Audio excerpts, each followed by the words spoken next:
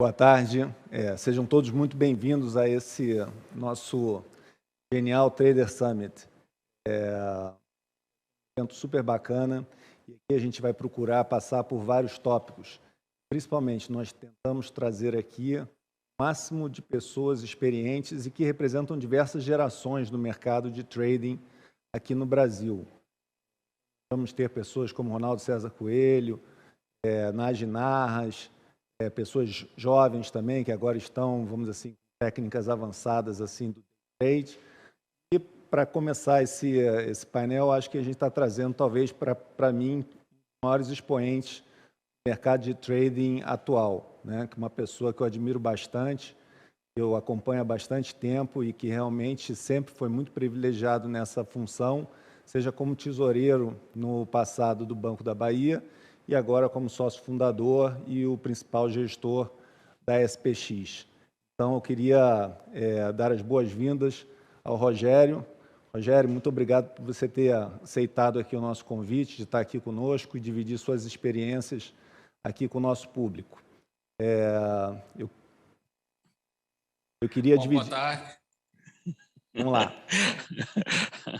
Desculpa, Rodolfo, eu primeiro queria agradecer a você, agradecer ao todo o time da Genial, que a gente sabe que um evento desse tamanho, ele não é simples de ser feito, executado, e com gente tão capacitada e brilhante e que nos acompanha há tanto tempo na história do mercado financeiro brasileiro. Assim, para mim, além de poder participar aqui como palestrante, vai ser muito interessante escutar o Narras, o Ronaldo, assim, esse povo que, na minha época, eram justamente as pessoas que eu olhava e tinha uma admiração muito grande pela sua capacidade intelectual e profissional. Então, parabéns pelo evento, é uma honra fazer parte do grupo de pessoas que vão estar contribuindo para esse evento, e principalmente um abraço a você e o André, que são parceiraços e amigos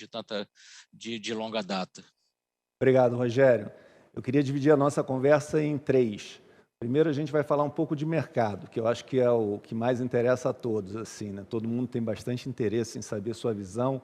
Você que sempre teve uma visão muito, eu diria, as pessoas acham até que você leva mais para o lado pessimista das coisas, mas eu acho que você é para o lado mais técnico, né? Que olha mais para os fundamentos realmente e consegue tirar um pouco da emoção. O que eu acho que é muito importante para o trader ou para quem é investidor, realmente tirar a emoção ou querer que as coisas deem certo e sempre olhar para os fundamentos e tentar dali perceber quais são as verdadeiras oportunidades. Depois falar um pouquinho da sua carreira, que eu acho que também interessa bastante, tudo aquilo que você passou, seu aprendizado e tudo. E, por último, a gente encerrar com alguns causos que você possa contar aqui para a gente, assim, situações onde você se encontrou em posições que você não tinha muito conforto ou situações onde você teve um desempenho muito favorável.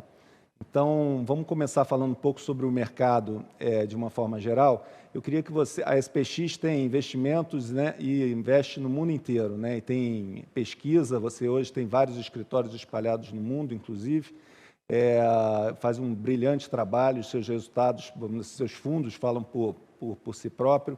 E eu queria que você começasse contando para a gente qual é o cenário que a SPX hoje em dia trabalha na parte internacional. A gente está vendo aí que a questão da diminuição do problema da pandemia e a volta das economias e, principalmente agora, também a volta da inflação, não somente aqui no Brasil, mas a volta da inflação no mundo como um todo. Como é que você enxerga hoje o cenário internacional, Rogério?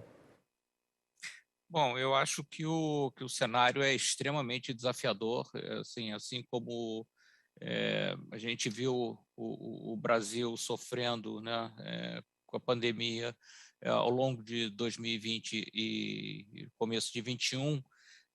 Isso não foi um privilégio do Brasil.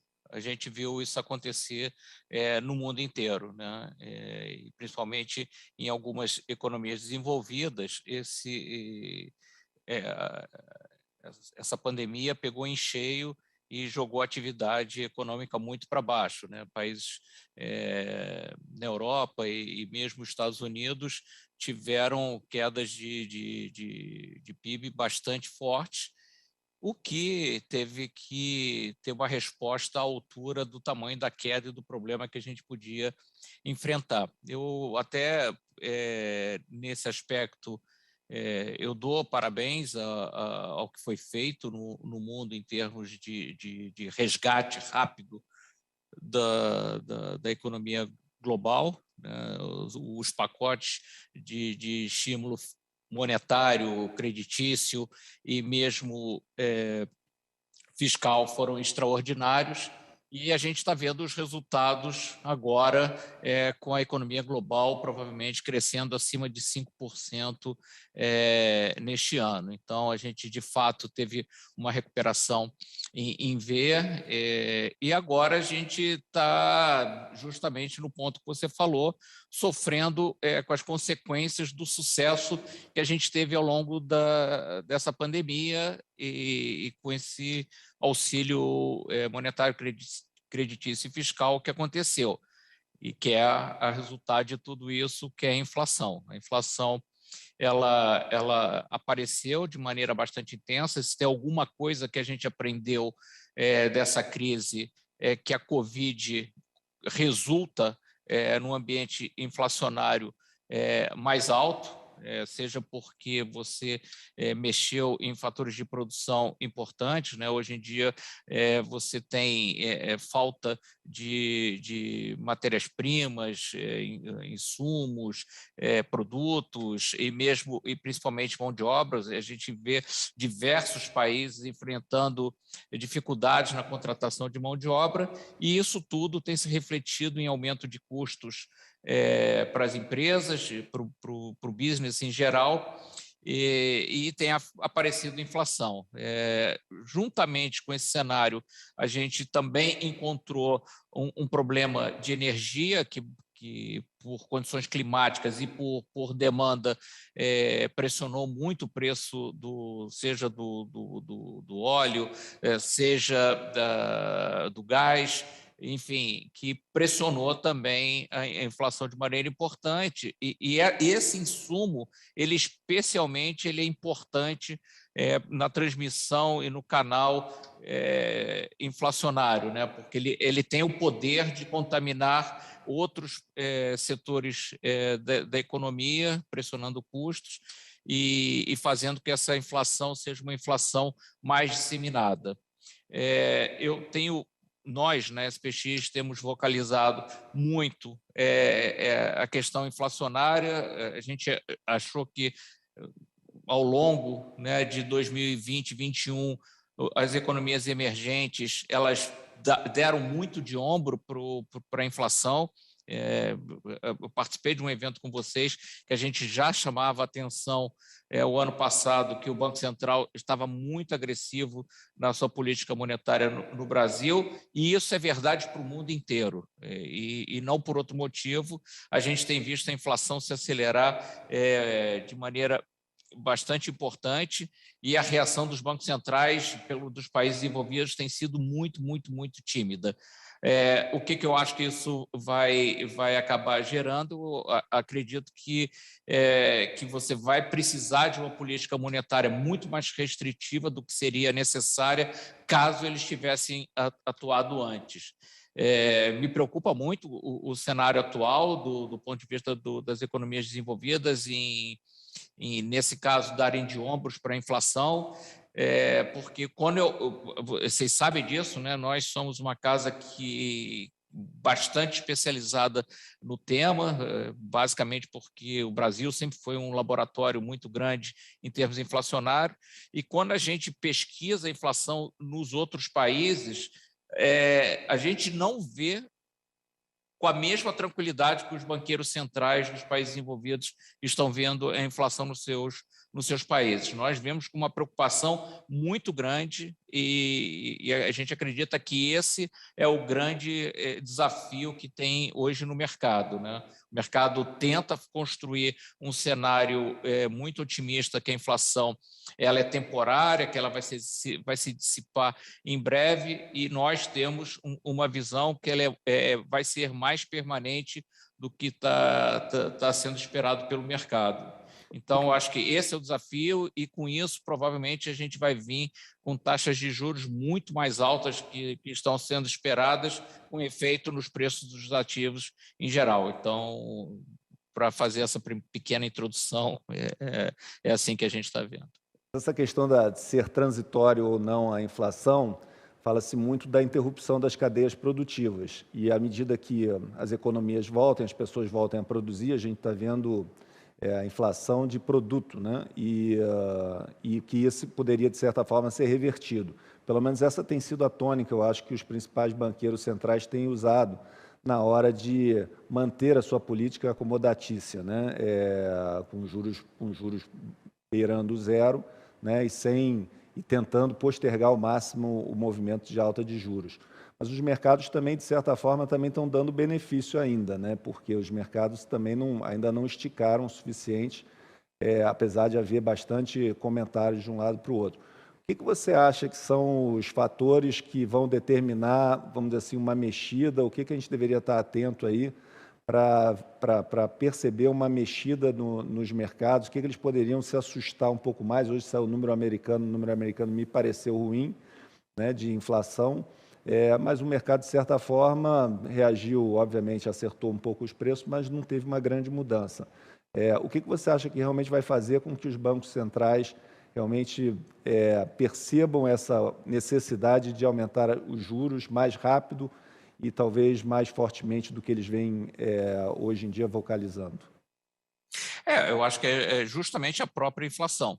No final, números como o de hoje, eles falam por si só, né? Uma inflação mensal no índice cheio de 0,9 e 0,6 no core é muito alto. Então, para padrão dos Estados Unidos, é bastante elevado. Quando a gente olha, mesmo para as taxas de 5 anos à frente, a gente vê níveis de inflação que não são compatíveis com a meta do Fed, ou seja, o mercado trabalha com nível acima de 2%, que o Fed mira, para maturidades mais longas, né? E trabalhando com um juro real bastante negativo. Ou seja, o que o mercado está dizendo é que este Banco Central, por exemplo, dos Estados Unidos, ele vai ser um Banco Central complacente com a inflação. Eu acho que não é bem assim. No final, eu aprendi na vida, né? Depois a gente pode explorar isso no tema de trade ou mesmo de causas, como você falou, mas eu aprendi na vida que os bancos centrais eles podem dizer o que eles quiserem, porque o que importa no final é o dado. Se o dado mudar, os caras vão mudar. Então, eu acho que essa inflação de hoje, por exemplo, já é uma inflação que deveria ser olhada com bastante cuidado, com atenção, principalmente pela difusão que a gente vê no índice. Essa questão dos bens, ela não está limitada só a bens, a gente está pegando inflação em outros tipos de setores, principalmente no setor que está ligado à abertura da economia, como o setor de serviços. Isso acaba respingando no setor de moradias, principalmente no setor de aluguel. Então, eu acho que esse conjunto de forças que a gente tem visto hoje no mercado, né, ele provavelmente ele vai, assim como a gente tem visto em alguns países emergentes, eles vão bater também nessas economias desenvolvidas. Só para te dar um exemplo, ontem ou hoje, não me lembro mais, saiu o número de atacado na Espanha. Eu tenho certeza que, sei lá, 98% do mercado não acompanha isso. mas quanto vocês acham que está a inflação PPI, né, de atacado na Espanha? 25%. 25%. Vocês acham razoável imaginar que isso não vai ser repassado para o consumidor? Vocês acham que na Espanha você tem espaço para absorver margens dessa magnitude? Que não seja os 25%, que repasse 15%, 10%. Isso já tem um impacto na inflação cheia bastante grande. Então, no Brasil bateu 40% e a gente viu para onde foi o índice de preço ao consumidor e continua vendo, né? Ainda, no caso brasileiro, ainda tem mais para vir do atacado para o varejo. Então, assim, me parece meio óbvio, assim, o mesmo PPI na China tá muito alto, está disseminado, está forte. Eu acho assim uma temeridade esse experimento que os bancos centrais estão fazendo, e eu acho que o que vai acontecer é justamente que quando os bancos centrais forem reagir, eles vão estar atrasados no que tem que ser feito, vai ser muito parecido com o que a gente viu acontecer em algumas economias emergentes. Se a gente vê o caso do Brasil, do Chile, da Hungria, da Rússia, da República Tcheca, se você pegar esse conjunto de países, todos tiveram que acelerar muito a taxa de juros porque eles estavam muito atrás da curva. Eu acho que isso vai acontecer com os países desenvolvidos também. E eu acho que aí depois, quando você tiver que combater a inflação de maneira mais incisiva, eu acho que alguns preços de mercado vão sofrer bastante. Não, com certeza. Mas você não vê essa questão da interrupção das cadeias, quando as cadeias produtivas voltarem à normalidade e as oportunidades estão aí, porque alguns preços realmente subiram muito, as margens de produção devem ter melhorado bastante. Você não acredita que isso possa, de certa forma, dar uma reduzida nessa velocidade ou na escalada da inflação e depois não haver esse repasse tão violento assim para os preços para o consumidor? Acho que sim, mas o problema é o timing disso, né? O problema é o tempo que essas cadeias elas vão retornar à sua normalidade. Por exemplo, o mercado de trabalho não voltou à sua normalidade e a gente está vendo, né, essa é uma das vantagens de você morar fora, é que você vê a situação em outros países, mas as pessoas devem estar acompanhando o número de casos que a gente tem visto no mundo desenvolvido. Na Europa, os casos estão explodindo de novo, né? No país que eu moro, que é a Inglaterra, é esperado que o Reino Unido atinja 100 mil casos diários em dezembro. Não sei se a gente vai ter alguma reversão e caminhar para um novo lockdown, mas a chance de você ter todo mundo de volta fisicamente ao trabalho, esquece, não tem possibilidade nenhuma disso acontecer. Então, essa fricção que você tem no mercado de trabalho e mesmo a questão migratória, mesmo nos Estados Unidos, os Estados Unidos não está com as suas fronteiras abertas para a migração. O Reino Unido não está com as suas fronteiras abertas para migração, para imigração. E a Austrália e outros países do mundo desenvolvido, eles continuam fechados. Então, a impressão que eu tenho é que algumas cadeias de produção eles estão voltando aos poucos à normalidade. Por exemplo, o setor de automóveis tem apontado uma ligeira recuperação, mas ainda a questão dos chips não está resolvida, né? Os estudos que nós fazemos aqui é que até o final de 2022 essa questão não estará resolvida.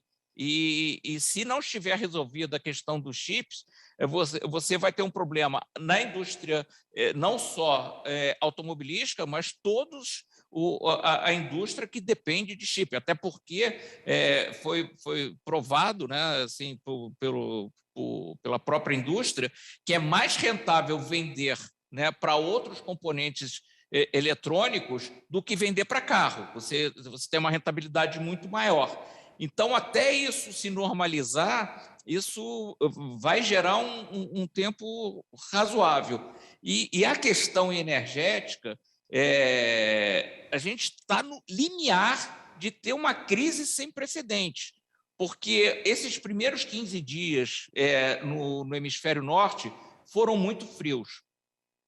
Ele está com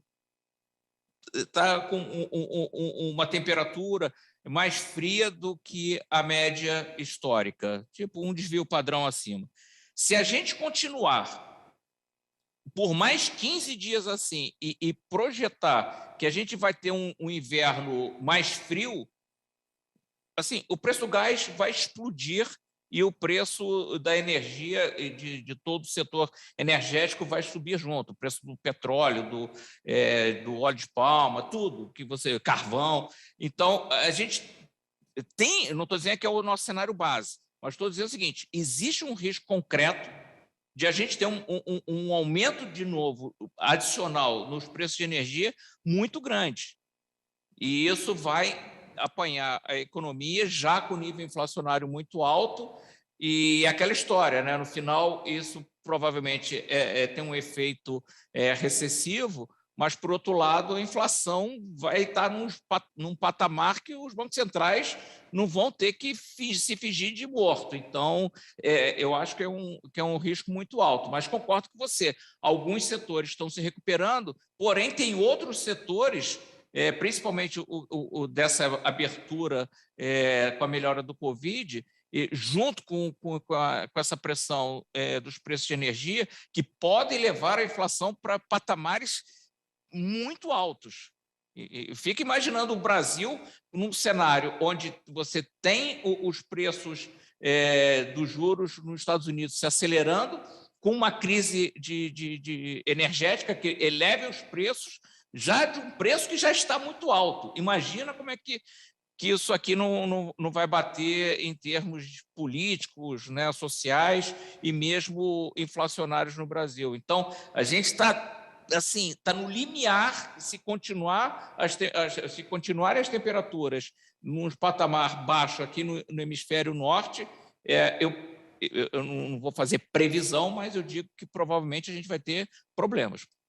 Rogério, quer dizer, um dos temas do Brasil, assim, que levava até vários analistas a serem otimistas, sempre foi a questão da abundante liquidez internacional. Você está falando aí que a gente provavelmente vai ter uma reversão nessa situação muito em breve, né? Os fluxos para o Brasil já são bem mais baixos do que já foram, e você ainda tendo uma possibilidade de ter um cenário econômico pior nas economias desenvolvidas e uma liquidez mais restrita, isso só piora. Isso atrelado, vamos dizer assim, a toda essa situação que a gente vive atual no país de desconfiança na parte fiscal, de desconfiança até se realmente o Banco Central já está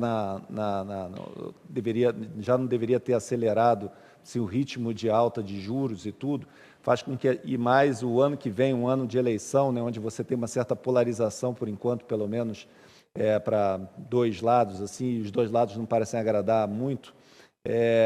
Como é que você vê a situação brasileira aí? Como é que você vê a gente podendo enfrentar esse cenário mais adverso e para onde você acha que os preços dos ativos vão acabar caminhando?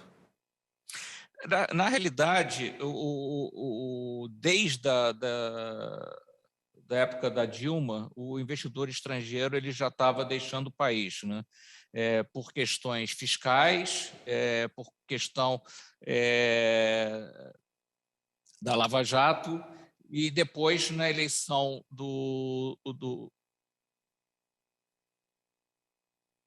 Estão por aí, não? Estamos ouvindo. Não, porque sumiu aqui a tela, desculpa. E depois com o Bolsonaro, com alguns eventos que para o estrangeiro faz diferença, independente se o Bolsonaro está certo ou está errado no que ele acha, mas a questão da Amazônia é uma questão importante para o investidor internacional. Essa agenda verde aqui fora é uma agenda muito importante. A gente não devia ter se colocado da maneira como a gente se colocou. A gente deveria ter usado uma diplomacia mais efetiva, mais próxima dos países, em vez de enfrentá-los. Enfim, passou, mas pegou mal. Depois a gente teve o incidente com a esposa do Macron, que também foi desagradável. A proximidade, a demais proximidade que o Bolsonaro tinha com o Trump, né? Aqui na Europa, o Trump não era visto, até por conta daquelas questões de sair da OTAN, ou mesmo sair do Acordo de Paris, enfim, o Trump não era uma pessoa bem vista aqui na Europa. E teve a questão de Israel de trocar a embaixada, que pegou mal no Oriente Médio. Ou seja, a gente fez diversos movimentos que o investidor estrangeiro, tudo bem, ele quer ganhar dinheiro, né? Às vezes passa por cima disso. Mas o Brasil ele foi para preços, né, tanto na renda fixa quanto na renda variável, que não justificava o investidor estrangeiro tomar risco no Brasil. Né? Você tinha um ambiente avesso para ele fazer o investimento e os preços não estavam de graça. E aí ele se afastou. Então, o que eu acho é que hoje você tem essa percepção negativa e os preços eles começam a ficar mais atrativos. Então, é aquela história, né? Você falou, né, que as pessoas acham que a gente tem uma visão mais pessimista. E, na realidade, a gente não olha desse jeito, né? A gente olha para preço. Para mim, não importa se o cenário é muito ruim. Se tiver preço de muito ruim e eu achar que tem uma chance de melhorar, eu compro. Não é porque está ruim que não existe preço que eu não compre a preço nenhum. Então, não é exatamente isso. É que você tem que associar o cenário ao preço que o mercado está negociando os ativos. E, no caso do Brasil, o que eu vejo é que os preços melhoraram para você fazer o investimento, mas eles ainda não são de graça para você entrar, justamente por conta desse cenário que eu descrevi externo. Então, pode ser que a gente se depare com preços melhores para botar no portfólio, na compra, né? Hoje a gente está contrário, a gente está vendido na maior parte dos ativos brasileiros, a gente está comprado na inflação, vendido na Bolsa e comprado no dólar contra o real, mas não quer dizer que a gente, se os mercados forem na nossa direção e ficarem baratos depois, que a gente não inverta e fique comprados no Brasil. Depende dessa relação de cenário vis-à-vis preço. A maioria dos analistas, até na questão do dólar, fala que o dólar aqui no Brasil, tirando um pouco a situação, que ele estaria um pouco fora de preço, né? Que o dólar correto no Brasil seria um pouco mais baixo. E a gente está caminhando agora para um juro mais elevado. Talvez até a tese do carry trade vai voltar a aparecer aqui dentro do Brasil, né? Com juros de 12%, alguma coisa assim, pelo menos a termo você vai ter esse juro aparecendo, já está aqui na nossa economia, né? Você mesmo assim, você acredita que o dólar ainda tem capacidade de descolar e subir mais aqui no Brasil em relação ao real?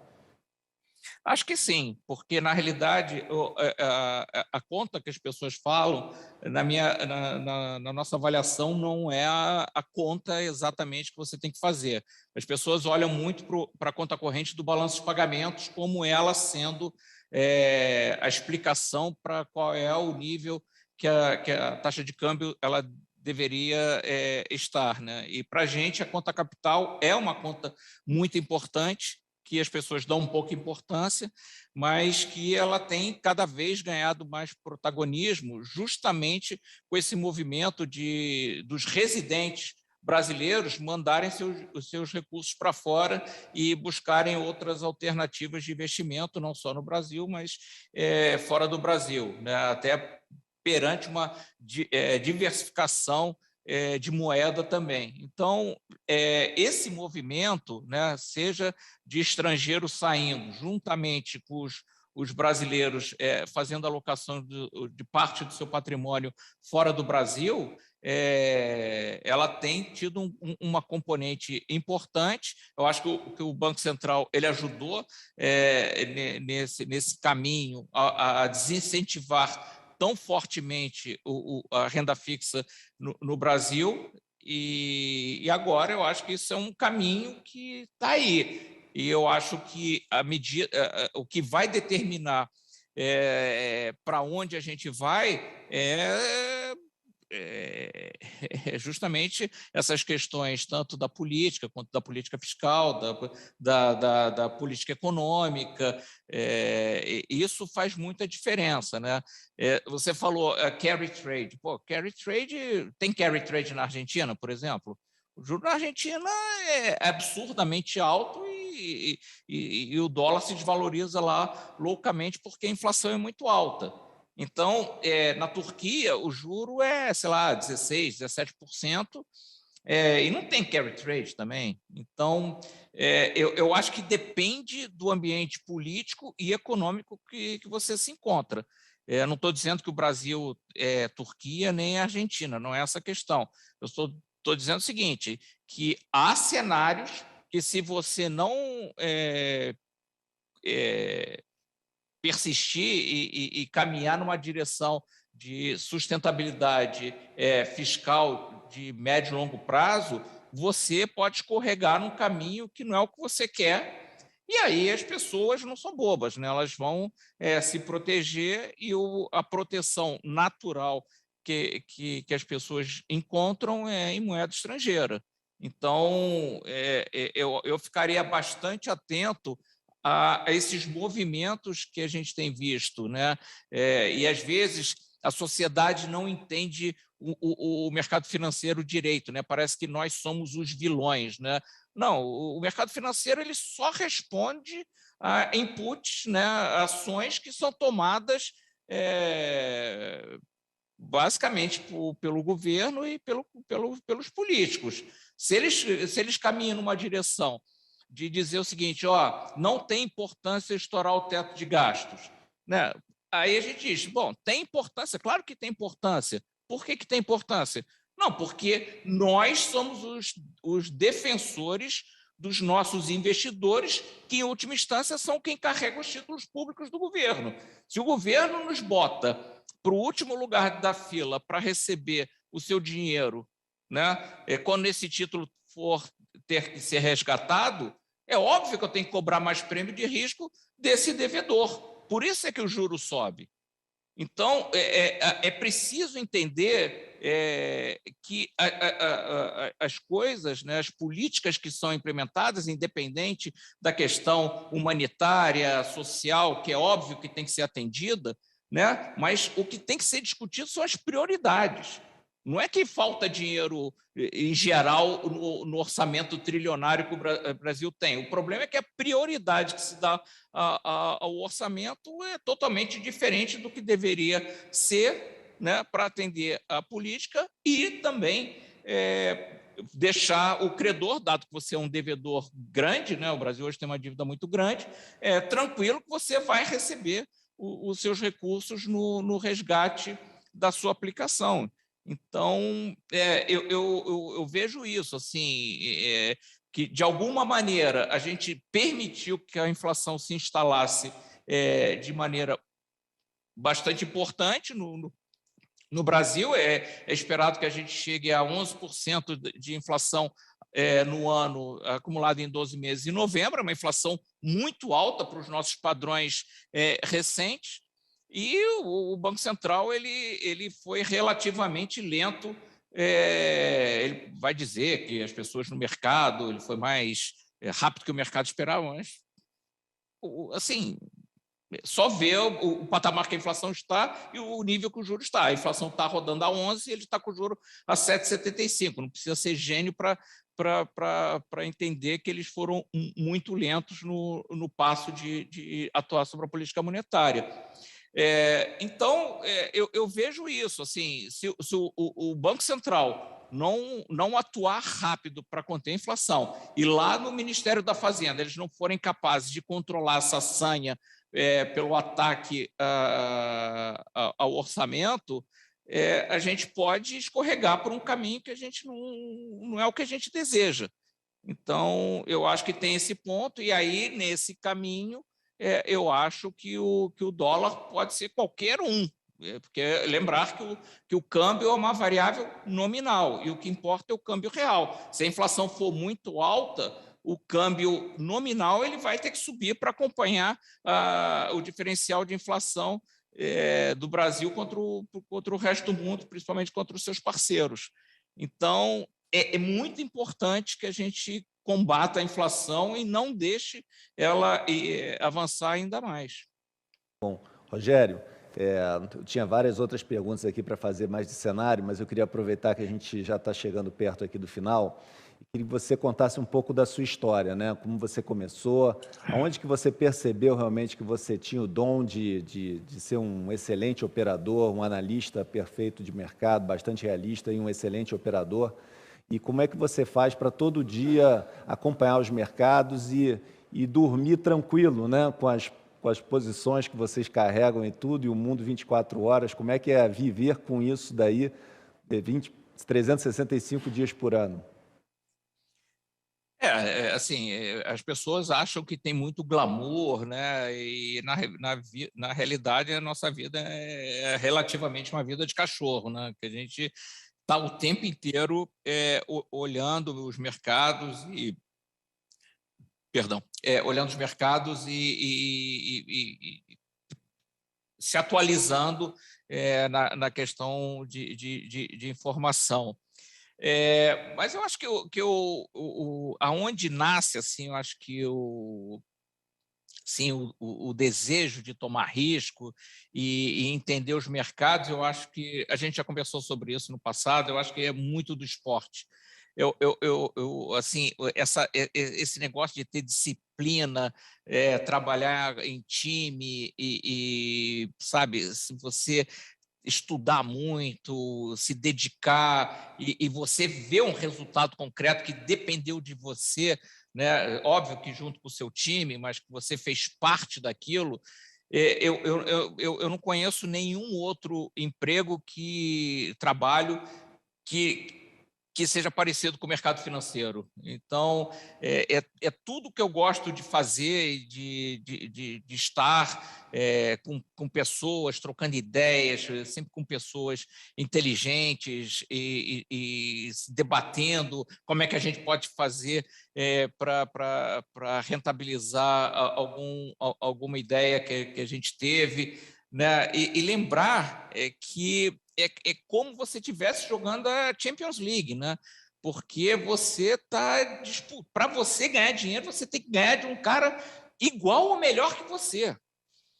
Então, assim, é muito desafiador e isso é uma coisa que me motiva muito como trader, né? Aí tem também a questão de empresarial, né? De você construir um negócio seu que você consiga fazer com que você dê essa oportunidade para pessoas iguais a você tentarem também.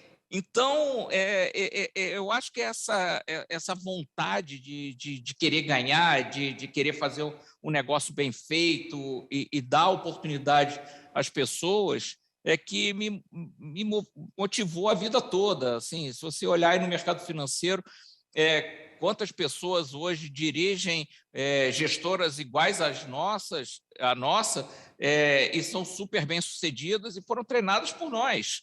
Então, isso me dá uma satisfação. Você, Rodolfo, você tem uma história também parecida de pessoas que hoje estão em outras casas que têm um enorme sucesso e também foram treinados por vocês. Então, essa vontade de querer fazer a coisa certa, de treinar, de dar oportunidade, e não é nada de vaidade, não, de buscar sempre o nosso limite. Como você é um esportista de primeira linha, você sabe exatamente o que eu estou falando, né? Que a gente quer sempre estar no nosso máximo, no nosso limite. Então, assim, poucas noites de sono perto da perspectiva de fazer um negócio bem feito, bacana, sabe? Que você olhe para aquilo, isso, sabe assim, é espetacular. Então, eu acho que esse espírito, e eu digo, isso não tem nada a ver que outras pessoas que não fazem esporte não possam alcançar o sucesso e mesmo empreender ou ser trader, não tem nada a ver uma coisa com a outra. Eu estou falando que, do meu lado, esse foi, acho que o motivacional, de me identificar através do esporte no que eu queria fazer da vida. Eu acho que eu me identifiquei. Quando eu percebi o que era o mercado financeiro, eu falei, pô, eu quero ser esses caras aí que, sabe, pô, fazem um negócio bastante desafiador e, além de tudo, ainda podem ganhar dinheiro. Pô, é espetacular. Baseado na tua experiência, Rogério, o que você acha que é o erro mais costumado dos traders? Assim, hoje no Brasil você tem um monte de gente que, de certa forma, está estudando, muito isolado até, né? Pouca interação até com outras pessoas e tudo, mas vai ali nos mercados e tenta, de certa forma, extrair valor ali ou ganhar dinheiro operando os mercados. Onde é que você acha que as pessoas, mas a gente sabe que a grande maioria talvez até ainda não esteja lá. Onde é que você acha que está o problema, vamos dizer assim? O que está faltando a essa turma? Assim? Falta talento, falta estudo, falta disciplina? Onde é que você acha que as pessoas podem melhorar e se tornarem caras de sucesso operando os mercados? Olha, eu acho que tudo na vida, né, você tem, obviamente, destaques, né? Não estou dizendo que eu seja, mas eu posso citar inúmeras pessoas, vocês, né, como pessoas que de sucesso, porque vocês tinham um objetivo, vocês tinham um foco, aonde eu quero chegar. Né? O que eu acho que acontece hoje com a maioria dos jovens é uma ansiedade de querer alcançar seus objetivos muito rápido. Né? Tudo é para ontem. Né? As pessoas não conseguem parar um segundo para escutar o que uma pessoa que já viveu 30, 40 anos no mercado financeiro tem para contar para ela. Né? Então, o cara pega aqui e fala o seguinte, nos últimos 15 anos não deu inflação, 15 eu estou arredondando, tá? Nos últimos, sei lá, entre 10 e 15 anos não deu inflação e não vai dar inflação nunca mais, porque isso é um secular stagnation e não vai dar inflação nunca mais, então vou dar juro e ponto. E aí, pô, você tem que explicar para as pessoas que não é bem assim, e que isso pode voltar a acontecer, e fala para eles, para a pessoa estudar, e vai lá atrás, e ver como é que foi. E eu acho que as pessoas não têm essa paciência, sabe, de se dedicar, ter o foco, separar o que importa do que não importa, o que é ruído, o que não é ruído. E sabe, questões básicas como liquidez dos mercados. Rodolfo, eu faço uma provocação a vocês. Quantas pessoas hoje na tua mesa pegam e lêem um contrato de DI? Vai lá na BMF e lê o contrato de DI. Porra, isso era básico quando a gente começou, cara. Lê os contratos das coisas que a gente operava. Quantos caras na sua mesa leram o contrato da BMF de DI? Eu pago muito dinheiro que eu digo que é nenhum. Vou defender meus colegas aqui. Meus colegas eu tenho que defender. Acho que alguns deles leram, vamos dizer assim, não diria todos. Mas amanhã todo mundo vai vir com o dever de casa feito, está todo mundo lendo hoje. Quem não está lendo está no escritório lendo. Mas não é. As pessoas estão. Elas querem. Né? Elas querem tudo muito rápido. Assim, os valores que se pagam hoje no mercado, não que elas não mereçam, mas, sabe, é tudo muito rápido. Na nossa época, pô, a gente ganhava uma merreca assim, a gente falava, caraca, arrebentamos, pô. Hoje, se a gente pagasse aquela merreca que a gente ganhava, o cara, pô, taca o dinheiro na nossa cara. Então, sabe, eu acho que tem uma ansiedade muito grande na geração mais nova de querer alcançar postos muito altos e ficar rico muito cedo. E a gente sabe que na vida é sempre um passo de cada vez, tudo tem seu tempo. Se você quiser apressar, assim, pode dar certo, mas a chance de dar errado é muito grande. Então, você tem que ter foco, determinação, perseverança e paciência. A paciência eu não vejo.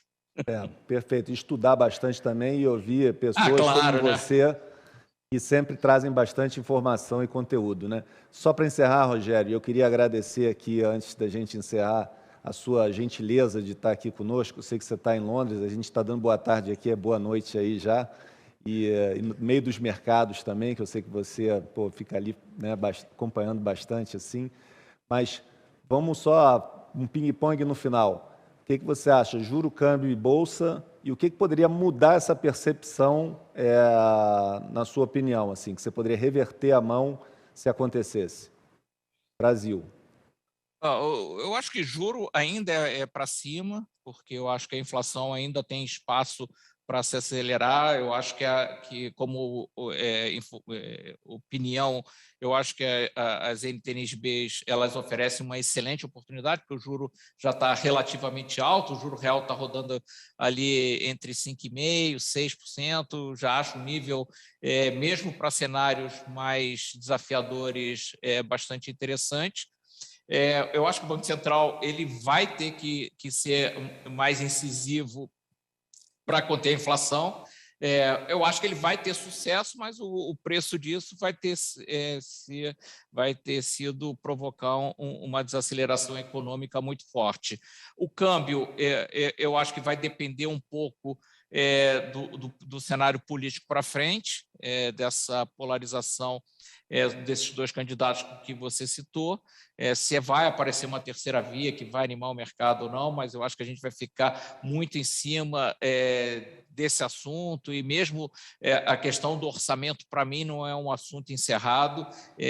Vocês sabem que durante o próximo ano esse orçamento ainda vai ser mexido várias vezes. Você está fazendo esse Auxílio Brasil, mas você vai deixar cerca de 30 milhões de pessoas que estavam nesse programa de auxílio emergencial fora do programa, e isso vai gerar um barulho muito grande. Então, como é que eles vão fazer para dar apoio para essas pessoas?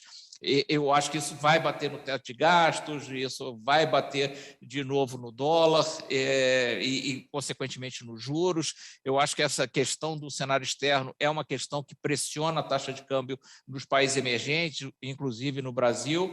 E eu acho que um cenário com 2 dígitos de taxa de juros, com o estrangeiro fora do Brasil, eu acho muito difícil, até porque em ações que poderiam ser beneficiadas, o governo tem tido algumas colocações que não são muito felizes e que tem prejudicado também algumas ações que poderiam estar performando bem.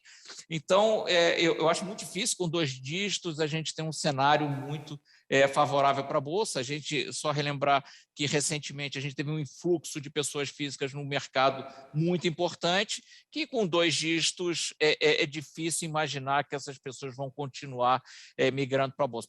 Pode ser que elas não saiam, mas a chance de ter dinheiro novo vindo daí acho muito difícil. Ou seja, o que eu estou dizendo é que o preço precisa mudar para você chamar um novo comprador, seja eu, seja o estrangeiro, ou seja essas pessoas físicas. Então, eu não sou comprador de bolsa, pelo contrário, a gente tem posição vendida. No dólar, a gente está comprado no dólar contra o real, e os juros eu acho que ainda precisa subir mais para conter essa dinâmica inflacionária que não foi combatida pelo Banco Central no seu estágio inicial. Fizeram uma aposta, perderam e agora vão ter que correr atrás. Tá ótimo, Rogério. Muito obrigado. Vai ser muito difícil a gente manter o horário, né, a agenda no horário, né, porque é muita informação, muita gente boa. Então, 50 minutos com você passa em 5 minutos para mim, né? Muito obrigado aí, muito sucesso, continua com o seu sucesso e muito obrigado pela parceria de sempre. E, Abração, obrigado.